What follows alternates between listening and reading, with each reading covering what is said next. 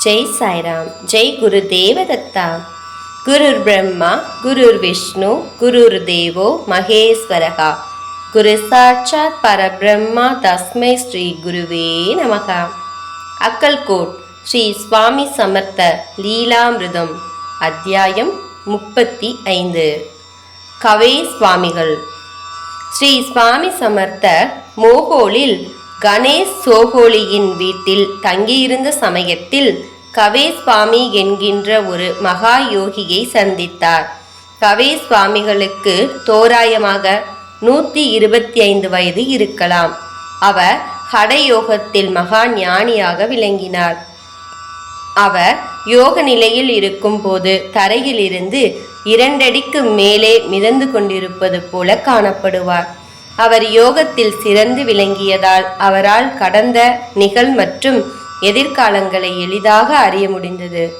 கவே சுவாமிகளும் ஸ்ரீ சுவாமி சமர்த்தரும் சந்தித்து கொண்ட போது இருவரும் பல மணி நேரத்திற்கு தனிமையில் பேசிக்கொண்டனர்.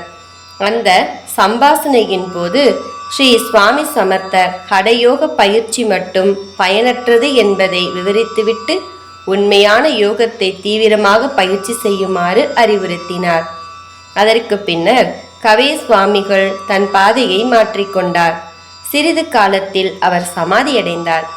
ஒருவர் யோக நிலையில் எவ்வளவு அதீதமான உயர்ந்த நிலையில் இருப்பினும் குருவின் அருள் எவ்வளவு அவசியம் என்பதை இந்த நிகழ்ச்சியின் மூலம் நாம் புரிந்து கொள்ளலாம்.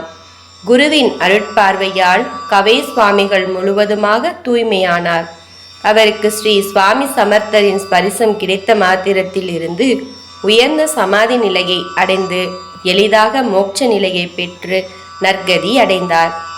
ஜெய ஜெய ஸ்ரீ சுவாமி சமர்த். ஜெய் சாய்ராம்.